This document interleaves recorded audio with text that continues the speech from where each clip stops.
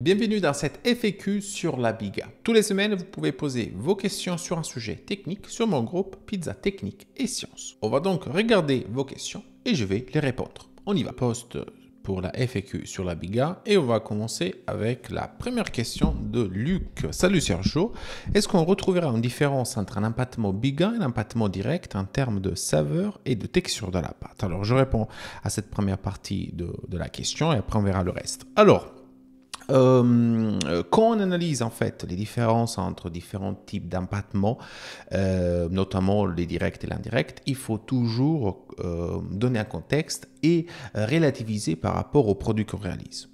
Un produit comme la napolitaine, où on a une épaisseur très fin, c'est très difficile de sentir la différence. Surtout parce qu'on a un produit où on a la garniture qui a un poids plus important sur la pâte, notamment au centre, que si on veut être objectif, c'est difficile de sentir la différence. Certes, une fois qu'on arrive au bord, peut-être cela peut être plus simple à sentir, mais le problème c'est qu'on arrive au bord après qu'on a goûté tout le reste de la garniture. Donc aussi le niveau de sablidité dans notre bouche va nous empêcher de sentir les différences. Donc quand on parle de napolitaine, pour moi, ça n'a pas trop de sens de se poser des questions sur l'impact gustatif de la pâte en elle-même.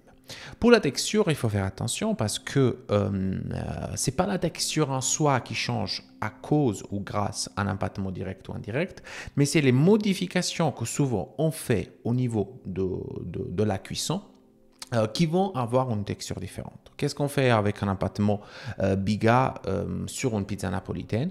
Généralement, on hydrate plus et du coup on cuit plus longtemps.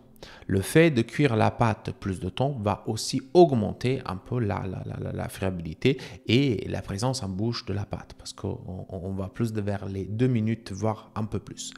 Donc, c'est surtout les modifications au niveau de la cuisson qui nous font sentir une texture différente. Après, c'est aussi vrai que les différences au niveau gustatif et de saveur et de texture peuvent être plus appréciables sur d'autres produits où on a une section de la mie plus importante. Alors, sur des produits où on n'a plus une mie très fine, mais où on a plutôt l'épaisseur importante comme la teilla, comme la pala, ou même autres produits comme le pain. Il ne faut pas oublier que la biga, c'est un type de technique de préparation qui était pensée pour le pain.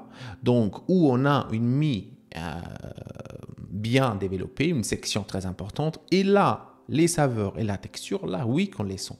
Okay?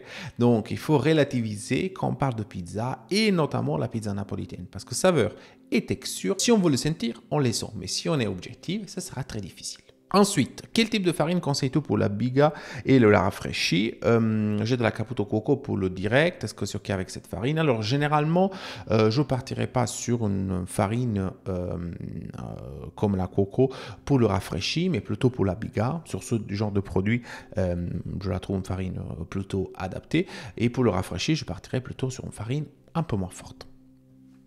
Ok, donc là on passe à la prochaine question de Julien. Mon défi avec la biga, c'est les températures et surtout l'ATC. Je pense que ce n'est pas uniquement ton défi, Julien, mais le défi de chaque fois qu'on fait une pâte. J'ai une chambre froide où je stocke tout, donc sur une plage de température entre 2 et 5, là où pour la biga, les TC sont souvent conseillés entre 5 et 8 degrés. Le problème est vite réglé, tu dois juste adapter la température de stockage à ta biga. C'est vrai que comme tous les empattements, ça n'a aucun sens de stocker la pâte à moins de 4 degrés, notamment la biga pour la faire travailler 5 à 6, je dirais pas à 8 degrés, surtout si tu es dans un contexte professionnel. Mais après, ce qu'il faut toujours prendre en compte, c'est la taille. Quelle est la taille, quelle est la quantité de pâte? Parce qu'en fonction de la quantité de matière que tu as, peut-être 4 degrés peut faire l'affaire. Okay, donc tout dépend aussi de quelle quantité tu réalises. Mais en général, mieux au-dessus de 5. Toujours Julien, une biga peut-elle être utilisée sur un empattement avec une hydratation de 58 à 60%? Oui, tout à fait. Il y a certains empattements qui peuvent utiliser sur une hydratation basse la biga. Il ne faut pas oublier que la biga n'est pas associée à une hydratation élevé automatiquement. La biga n'est pas uniquement pour la napolitaine. Et c'est pour ça qu'on n'en voit pas beaucoup et je pense que c'est la raison pour laquelle tu poses cette question. Une biga peut être sans problème peut être utilisée sur des empattements qui sont moins hydratés. Elle va nous rapporter les changements élastiques du gluten que même des produits à basse hydratation peuvent bénéficier. Ensuite, on passe à la question de Pierre. Comment faire pour éviter qu'il reste des gros mots de pâte? J'essaie de tester une biga à 100% avec un TH, blablabla. J'ai souvent ce problème. Après le temps de maturation, pourtant, je laisse la biga dans un pot d'eau pour hydrater avec le pétrissage final. Pétrin KitchenAid. Alors, Pierre, généralement, le problème des gros mots dans la pâte peuvent être résolus en faisant travailler la biga avec de l'eau. Okay? Le fait que tu la laisses dans l'eau, ça la aide partiellement parce que tu la pétris pas. Okay? Donc, fais tourner le robot, ton KitchenAid, et ça c'est valable pour tous les types de pétrins, quelques minutes juste avec de l'eau. Okay. C'est forcément le mouvement du pétrin, de ton crochet, qui va permettre à l'eau de mieux faire dissoudre et mélanger la biga. Okay. Et après, tu pourras rajouter tes autres ingrédients. Ça, c'est une technique que moi, je conseille aussi dans certains cas sur le pétrin ou sur les bigas qui sont peu hydratées. Mais ça ne sert à rien de la laisser juste à l'eau. Venons maintenant à la question de David. Alors, dans un protocole avec pré-empattement biga, obtenons des meilleurs résultats avec un boulage immédiatement après la série des rabats et puis repos 24 heures ATC des pâtons, ou peut-on faire mieux avec un pointage en masse 24 heures ATC avant boulage? Quelle serait la différence notable? Alors David, tout va dépendre de la biga avec laquelle tu arrives dans ton protocole. Il faut comprendre que quand on pose des questions sur il faut faire du pointage ou pas de pointage, rabat ou pas rabat, il faut toujours penser à comment on arrive au moment où on doit prendre une décision. Ici, la question à se poser, c'est quelle est la biga que tu as? Est-ce que c'est une biga qui a travaillé beaucoup en fermentation, peut-être avec beaucoup de levure, peut-être avec un pouce à température ambiante? À ce moment-là, je ne ferai pas du tout du pointage additionnel, mais boulage direct. Si par contre, tu arrives avec une biga peut-être qui a travaillé relativement peu de manière exprès, donc avec température basse au pot de levure, à ce moment-là, peut-être tu peux faire un pointage. Mais la différence notable ne peut pas être... Tu n'as pas de choix dans le sens où si c'est dans le premier cas, tu ne peux pas faire de pointage pour ne pas déséquilibrer le gluten. Et dans le deuxième cas, tu dois faire du pointage pour rééquilibrer le gluten. Donc, c'est adapter le protocole à la biga que tu as réalisée. Okay, donc, comme toujours, une réponse unique, absolue, n'existe pas. Question de Christophe.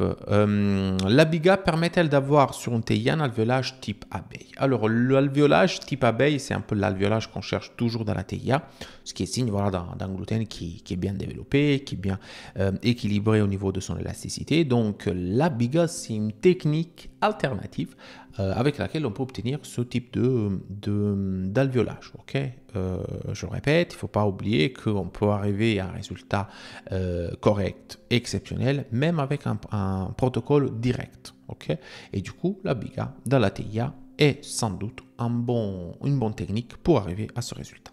Dernière question de Jérémy. Salut Sergio, avec une biga, il y a souvent un ajout du malt sur le rafraîchi, tout à fait. Peut-on utiliser du malt de riz à la place du malt d'orge, s'il te plaît?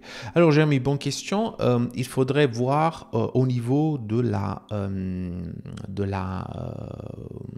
des propriétés du profil, on peut dire nutritionnel, mais c'est plus le contenu, j'aimerais dire, du malt de riz par rapport au malt d'orge. Ce qui le malt d'orge nous apporte, c'est grâce à ça, la germination de l'orgeat, c'est vraiment tout le côté enzymatique. Le malt nous apporte surtout des enzymes pour aider la fermentation, la maturation de la fermentation, en plus que les sucres. Donc, est-ce que un malt de riz a le même contenu au niveau enzymatique? Ça, je n'ai pas la réponse parce que je ne l'ai jamais utilisé. Ce que je t'invite à faire, c'est de comparer effectivement le contenu du malt de riz avec le malt d'orge et pouvoir effectivement te rendre compte de que ça peut se donner. Tu testeras et tu pourras voir.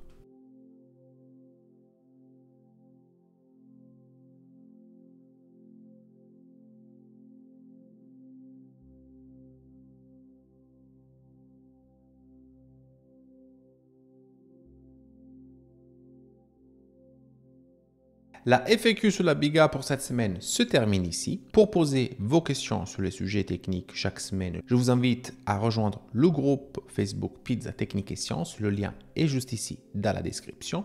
Il me reste plus qu'à vous souhaiter. Ciao et bonne pizza.